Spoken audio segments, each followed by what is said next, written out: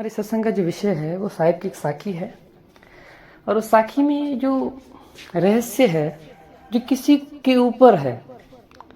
असल में क्या हुआ था कि मैंने 2 दिन पहले एक महान संत जिसकी मैं हमेशा बात करता हूँ उनकी मैंने सत्संग सुनी तो बहुत टाइम हो गया मैंने नहीं सुनी, लेकिन मेरे सामने आ गई तो मैंने सुना। और उसके साथ मैंने देखा कि वो किसी से ज्ञान समाधा कर रहे थे। तो उसमें जो जिससे वो ज्ञान समाधा कर रहे थे तो वो बात समझ नहीं रहे थे उनकी। मैंने उसी विषय पे आज सत्संग की है, ठीक है।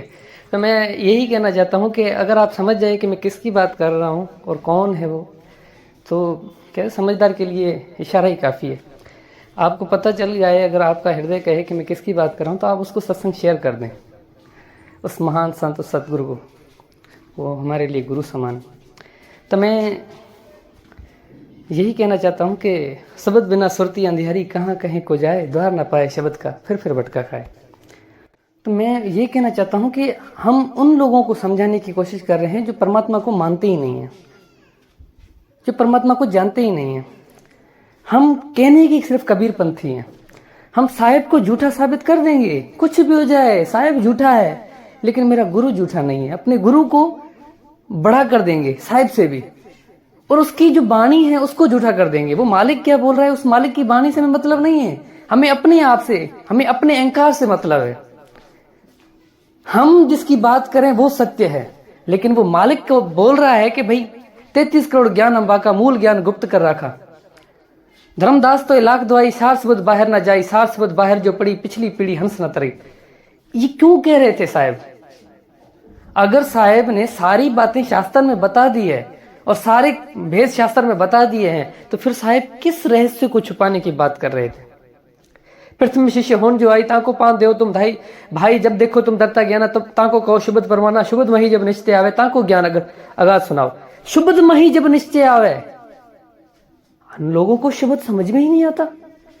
और वो संत, वो सतगुरु, वो इनको समझा रहा है कि शुभद ही सत्य है, शुभद ही परमात्मा है। कोई लोक नहीं है, कोई सतलोक नहीं है, कोई अलख लोक नहीं है, कोई अनामी लोक नहीं है। ये सारी भ्रम जाल है, ये सारा माया का खेल है। साहिब ने बताया है, हम नहीं कहते कि साहिब ने नहीं बोला, साहिब ने बोला है। लेकिन साहिब ने ऐसा क्यों बोला? साहिब ने सिर्फ और सिर्फ इसीलिए बोला कि हमारी आस्था जो है ना वो सरग में अटकी हुई थी। तो साहिब ने बोला कि इनकी आस्था सरग में है, तो क्यों ना मैं इनको सरग को छुड़वा के सतलोक की आस लगवा दूं। जैसे सतलोक की आस लगेगी तो मैं इनको आगे और भेद बता दूंगा कि भाई सतलोक भी वो सत्य नहीं है। असल में सतलोक, जिसको आप सतलोक समझ रहे हो, वो असल में सतलोक है ही नहीं। सत्य लोक का अर्थ है सत्य लोक, सच्चा लोक। सच्चा यानी सच्चाई का स्थान। और सच्चाई का स्थान क्या है? परमात्मा। जहां पे परमात्मा है वो ही सतलोक है। और परमात्मा क्या है? परमात्मा ही शब्द है। हम है शब्द, शब्द हम माई, शब्द से भिन्न और कुछ नहीं। शब्द ही सत्य है। साहिब ने क्या कहा और हम क्या कर रहे हैं? तो वहां पे वो संत उनको समझा रहे हैं कि भाई सतलोक कुछ भी नहीं है और ये सारा माया का खेल है। और इन चीजों से आप आगे निकल जाएं, शब्द की खोज करें। तो साहिब ने क्या कहा? शब्द बिना सुरती अंधियारी, कहाँ कहीं को जाए द्वार न पाए शब्द का फिर भटका खाए। तो शब्द के बिना सुरती अंधियारी है। अब उनकी सुरत कहाँ लगी हुई है? लोकों में। कोई किस लोक की आस लगाए बैठा है, कोई सरग की, कोई अलग की, कोई अनामी लोक की, कोई सतलोक की, तो कोई अकेले। पता नहीं कितने लोक बना दिए हैं। क्या बोल रहे हैं कि भाई परमात्मा के लोक है। अरे मेरे भाई, परमात्मा को भी आप किसी ना किसी बंधन में डाल रहे हो क्या? अगर परमात्मा सरग सतलोक में है यानी बंधन में है। लोक बंधन है। परमात्मा वहां रहता है जहां उसे किसी भी किस्म की कोई बंधन नहीं है। हम उसको कहते हैं निर्बंध है। और देखें, आप किसी घर में बैठे हो, किस घर में रहते हो, क्यों घर बनाते हो? क्योंकि आपको भय है कि भाई मैं इस घर में सुख शांति से रह सकूंगा। मैं अगर बाहर ऐसे खुले में रहूंगा तो मुझे सर्दी लग जाएगी, ये होगा वो होगा। यानी परमात्मा को भी घर बनानी पड़ गया। उसे भी संसार से पीड़ा है, यानी उसे भी किसी चीज से भय है। हम एक तरफ बोलते हैं कि परमात्मा निर्बंध है, वो बंदी छोड़ है। भाई मेरे बात सुन जाए, समझ जाएं, मेरा परमात्मा, संतों का परमात्मा वो तो निर्बंध है, वो तो बंदी छोड़ है। लेकिन आपका परमात्मा जिसको आप मान रहे हो अपने अहंकार के थ्रू, आपकी गलती नहीं है। आप ये बात समझ भी रहे हो कि वो संत सत्य बोल रहा है, लेकिन क्या है आपके बीच में, क्या कौन सी चीज आ रही है? अहंकार। मैं इनके सामने कैसे झुकूं? मेरे इतने शिष्य हैं, मेरे लाखों शिष्य हैं, मेरे करोड़ों शिष्य हैं, मैं इनके सामने कैसे झुकूं? अब वो क्या है? वो अहंकार है। और अहंकार किसका? शिष्यों का। उन्हें अपने से कोई मतलब नहीं, उनकी मुक्ति हो ना हो, वो सत्य को जाने ना जाने, वो परमात्मा की खोज करे ना करे, वो उस शब्द को जाने ना जाने, उन्हें इस चीज से मतलब ही नहीं है। उन्हें मतलब किस चीज से है? एक अहंकार से। उसी अहंकार के लिए वो साहिब को झूठा कर देते हैं कि भाई साहिब की वाणी गलत है। वाह मेरे भाई। एक समय क्या हुआ यहाँ पे, अभी रिसेंटली थोड़े टाइम पहले हमारे यहाँ पाकिस्तान में एक संत आए, वो 42 वंश से ही थे, और वो जो संत थे जिसकी मैं बात कर रहा हूँ वो भी किसी 42 वंश के गुरु से ही बात कर रहे थे, उनको समझा रहे थे। तो वहाँ पे इधर आए वो 42 वंश के शिष्य गुरु, तो मैंने उनसे कहा, मैंने गया उनके पास, मुझे पता चला कि भाई कोई इंडिया से यहाँ पे कोई संत आया है और वो इधर है, प्रोग्राम है, वहाँ पे आया है सत्संग का। तो मैं गया उनके पास, मैंने उनसे ज्ञान समाधि किया। मैंने देखा भाई उनकी जो अवस्था थी वो 70-80 साल के थे, लेकिन मैंने सोचा, उन्होंने मुझसे सवाल किए कुछ, तो मैं बात समझ गया भाई किस चीज़ की बात कर रहा है। तब मैंने जब उनसे बात पूछी तो वो कह रहे हैं कि ऐसा नहीं है। उन्होंने मुझसे ये पूछा, बता देता हूँ आपको, बात क्लियर कर देता हूँ। उन्होंने मुझे ये कहा कि भाई कबीर साहब और गुरु गोरखनाथ का जब समाधा हुआ तो साहब ने जो डोर फेंकी थी वो क्या है? तो मैंने बता दिया कि वो ये चीज़ है, और उन्होंने बात मानी भी कि हाँ भाई ये चीज़ है। तो मैंने बोला कि त्रिशूल पे, जिस त्रिशूल पे गुरु गोरखनाथ जी विराजमान हुए, वो त्रिशूल क्या रहस्य है? असल में क्या बात है? मैंने जब ऐसा बोला, क्यों बोला? क्योंकि मुझे पता चल गया था कि उनके शिष्य थे ना, तो उन्होंने मुझे बता दिया कि हमारे जो गुरु हैं वो इंगला पिंगला और सुषुम्ना का ही ध्यान लगवाते हैं। वो गुरु जो गुरु वहाँ से आया है हिंदुस्तान से यहाँ पे। तो मैंने कहा कि त्रिशूल क्या है? तो उन्होंने कहा कि त्रिशूल कुछ नहीं है, त्रिशूल ही था बस। मैंने ऐसे नहीं है, इसमें भी रहस्य है। अगर डोर में रहस्य है तो इसमें रहस्य कैसे नहीं हो सकता? तो उन्होंने कहा क्या है? मैंने बोला इंगला पिंगला और सुषुम्ना, गोरखनाथ इसी में फंसे हुए थे और इसी की पूजा करते थे। अब वो गुरु गुस्सा कर गया, वो बोला ऐसे कैसे? हमारे संतों ने, हमारे गुरुओं ने हमें यही कहा कि यहाँ पे ध्यान लगा, आप बोल रहे हो कि ये गलत। मैंने फिर साहिब की साखी दी, साहिब का प्रमाण दिया। साहिब ने कहा इंगला बिन से पिंगला बिन से सुषुम्ना नारी, कहे कबीर सुनो जथी गोरख तुम कहाँ लगाओगे ताड़ी। कि गोरखनाथ जब तुम ये सारे, ये जिस पे आप ध्यान लगा रहे हो, ये तो एक शरीर में है, और ये आपका शरीर जब गिरेगा तब तुम कहाँ ध्यान लगाओगे? तब उसको बात समझ में ना आएगी ये क्या बात कर रहा है। और मेरी अवस्था में बच्चा, और बच्चा जब 70 साल 80 साल के बूढ़े से ज्ञान करे और उसे बात समझ में ना आए, तो फिर बहुत हमारा ज्ञान चर्चा हुआ। और फिर मुझे ये भी पता चला, मैंने बहुत देखे ना, हर किसी की एक सीमा होती है। देखिए, एक होते हैं शब्दी बातें करने वाले, एक होते हैं जिसके पास अनुभव है, जिसके पास प्रमाण है। जो प्रमाण है वो सीना खोल के वो हक का डंका, सत्य नाम का डंका डंके की चोट पे बजाएगा। उसे किसी चीज का भय नहीं होगा, क्योंकि उसे पता है कि मुझे पीछे से एक पावर है जो मेरे साथ है। खाली सुप्रीम पावर नाम रखने से कोई सुप्रीम पावर नहीं हो जाता। सुप्रीम पावर हो तो सही ना, आपके पीछे उसका हाथ तो हो ना। हाथ नहीं है, बस शब्द को पकड़ के बैठ गए हैं। तो भाई मैंने उनसे पूछा कि भाई आपकी आस्था क्या है, आप किस चीज को मना जानते हो और किस चीज की आप अपने शिष्य को देते हो, कि भाई मृत्यु के बाद क्या होगा। तो मैंने उनसे 2-3 चीजें और भी पूछी। मैंने पूछा कि मुक्ति कब होगी? तो उन्होंने कहा कि जब मृत्यु होगी उसके बाद हमारी आत्मा सत्य लोक में जाएगी। वाह मेरे भाई, यहाँ पे फंस गए। साहब ने कहा कि साधु भाई जीवत ही कर आशा, जीवत समझे जीवत बूझे, जीवत मुक्ति निवासा, जीवत कर्म की फांस न काटी, मुहे मुक्ति की आशा। जीते जी कर्मों के जाल से नहीं निकले, और मृत्यु के बाद क्या बोलते हैं कि भाई हमारी आत्मा जो है वो सतलोक में जाएगी। वाह, अब ऐसे लोगों का क्या करें। फिर मैंने बोला कि भाई साहब ने तो कहा है कि जीते जी सत्य को प्राप्त करना है, सत्य लोक को जाना है।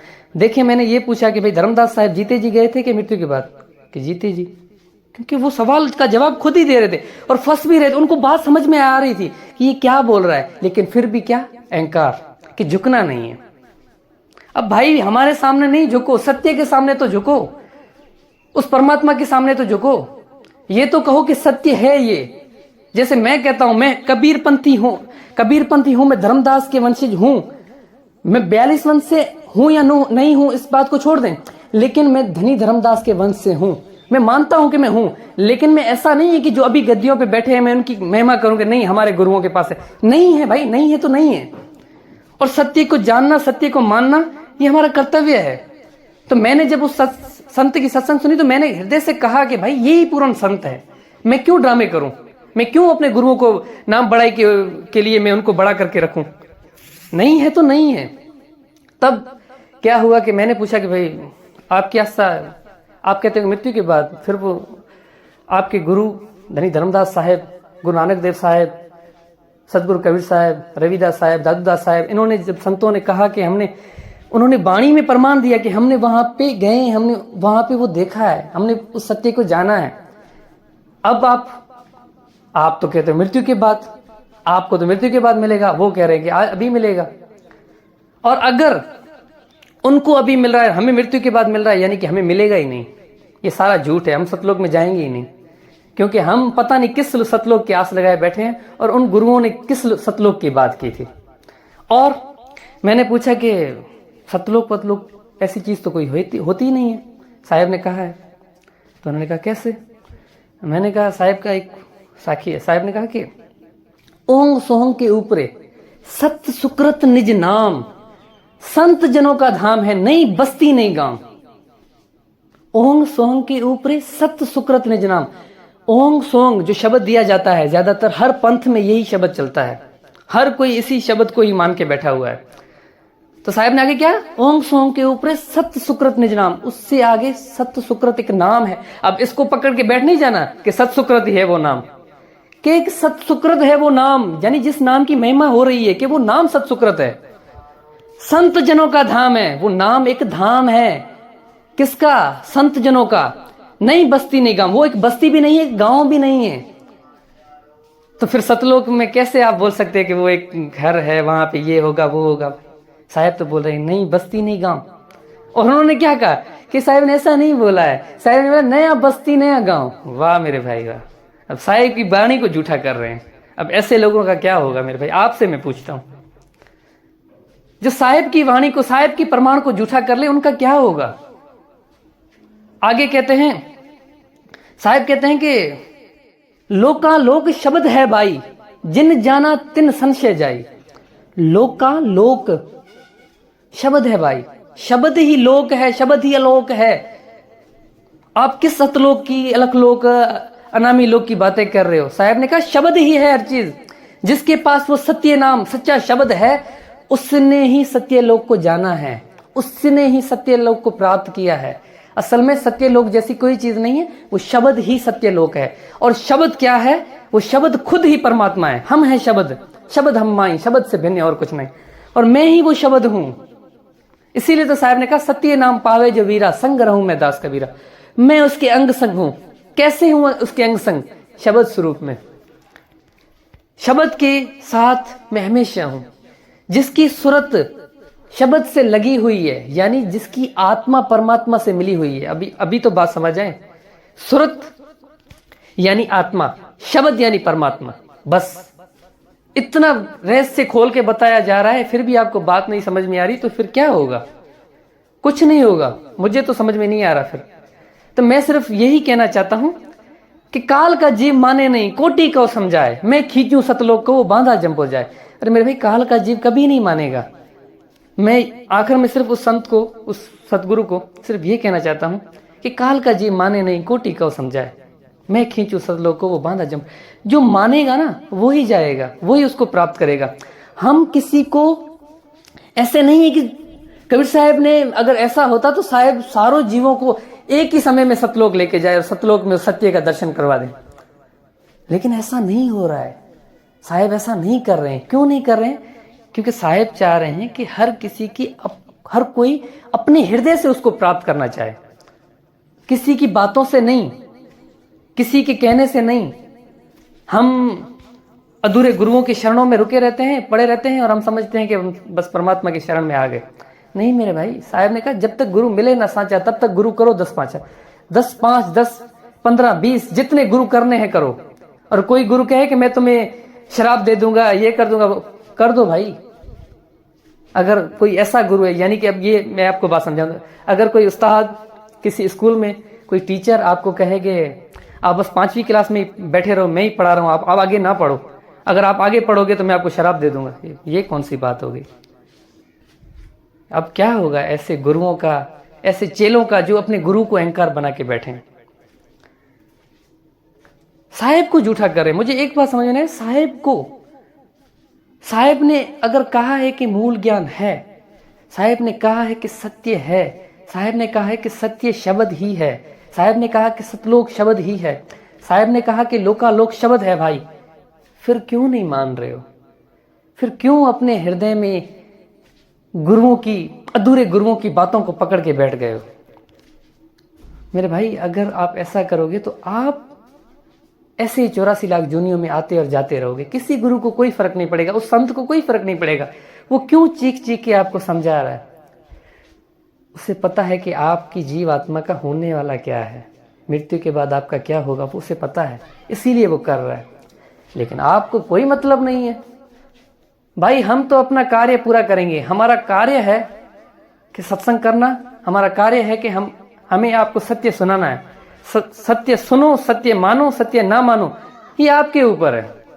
और उस संत का भी यही कार्य है भाई, वो संत सत्य बोलेगा। अब सत्य को जो ग्रहण कहते हैं ना, वो कोयल अपने बच्चों को जब आवाज देती है तो उसके बच्चे खुद ब खुद उसके पास दौड़ के चले आते हैं शब्द से। अब इसको नहीं पकड़ के बैठ जाना कि भाई वो शब्द ही आवाज है। नहीं मेरे भाई, साफ शब्द सुरों से न्यारा, भेद न पावे कोई, 4 वेद में ब्रह्मा भूले, आदि नाम ना पाए। सुर को नहीं, ऐसे नहीं सुर को पकड़ के बैठ जाओगे, नहीं सुर ही शब्द है, नहीं नहीं नहीं। तो साहब ने कहा कि जैसे कोयल के बच्चे अपनी माँ की आवाज सुन के, अपने पिता की आवाज सुन के वो उसके पास आ जाते हैं, इसी प्रकार संत जब उस सत्य का प्रचार करते हैं, जब वहां पे हंस बैठे होते हैं ना, वो हंस समझ जाते हैं कि ये सत्य बोल रहा है या असत्य बोल रहा है। बस इतनी सी बात है। तो आज की हमारे सत्संग का यही विषय था, यही बताना था और यही कहना था कि भाई हम तो करते रहेंगे प्रचार और सत्य का डंका बजाते रहेंगे, और साथ मिलके। मैं किसी भी पंथ से हूँ, वो किसी भी पंथ से है, मुझे मतलब नहीं है इस चीज से। मैं उनके साथ हूं, मैं उनके साथ हमेशा रहूंगा और उनका साथ दूंगा प्रचार में। बस आज के लिए इतना ही। साहेब बंदगी सतना।